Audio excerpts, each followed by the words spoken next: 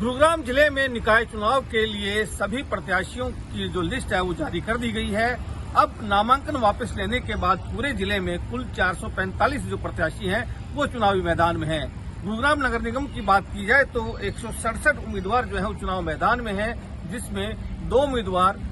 Mayor पद के लिए हैं, जो कि एक बीजेपी की तरफ से है तो एक कांग्रेस की तरफ से है। ठीक इसी तरह से मानेसर नगर निगम की बात की जाए तो कुल 124 जो उम्मीदवार हैं वो चुनावी मैदान में है, लेकिन मानेसर में जो मेयर पद के लिए 4 उम्मीदवार चुनावी मैदान में हैं, एक बीजेपी की तरफ से, एक कांग्रेस की तरफ से, जबकि 2 निर्दलीय यहां पर ताल ठोक रहे हैं, जबकि बाकी उम्मीदवार 20 वार्डों के लिए पार्षद पद का चुनाव लड़ रहे हैं। ठीक इसी तरह से अगर हम बात करें जाटौली और फर्रुखनगर नगर पालिकाओं की, तो वहां पर चेयरमैन सहित जो पार्षद हैं उनके लिए 104 उम्मीदवार चुनावी मैदान में हैं। और फर्रुखनगर की अगर मैं बात करूं तो वहां पर 16 जो उम्मीदवार हैं वो चुनावी मैदान में हैं। ठीक इसी तरह से सोहना नगर पालिका में चेयरमैन का उपचुनाव होना है, जो 2 लोगों के बीच में है। तो पूरे जिले की अगर बात की जाए तो कुल 445 जो उम्मीदवार हैं वो अब चुनावी मैदान में हैं।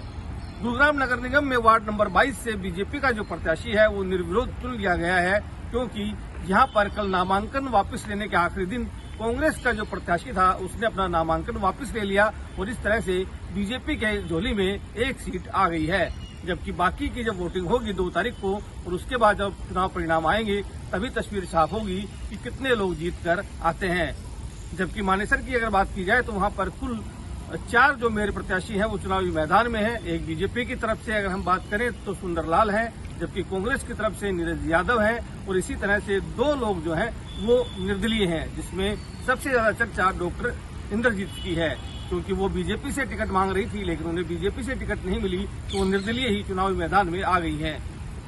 पूरा मुकाबला जो है काफी दिलचस्प होने वाला है और अब जब चुनाव चिन्ह भी बांट दिए गए हैं तो उसके बाद अब कहीं न कहीं जो चुनाव प्रचार है वो भी जोर पकड़ेगा, क्योंकि अब सिर्फ रूठों को मनाने का दौर जारी होगा बल्कि चुनाव प्रचार को भी तेज एक तरह से जो प्रत्याशी हैं वो करेंगे, चाहे वो सोशल मीडिया के जरिए हो, चाहे वो एक तरह से पंपलेट्स के जरिए बांटने वाली बात हो, चाहे होर्डिंग्स लगाने की बात हो, या फिर घर घर जाकर के ही चुनाव प्रचार करना क्यों ना हो। ये सभी जो चीजें हैं ये अब आज से जोर पकड़ने लगेंगी।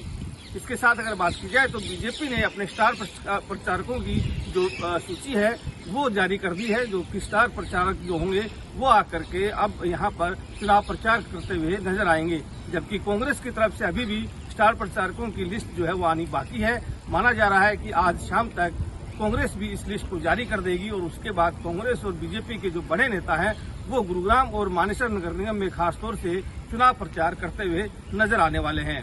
अब देखना होगा कि 2 तारीख को जब वोटिंग होगी तो किस पार्षद की किस्मत खुलती है और चुनाव परिणाम आने के बाद कौन मेयर बनता है और कौन पार्षद की बाजी मारता है। धर्मवीर शर्मा, न्यूज़ 18, गुरुग्राम।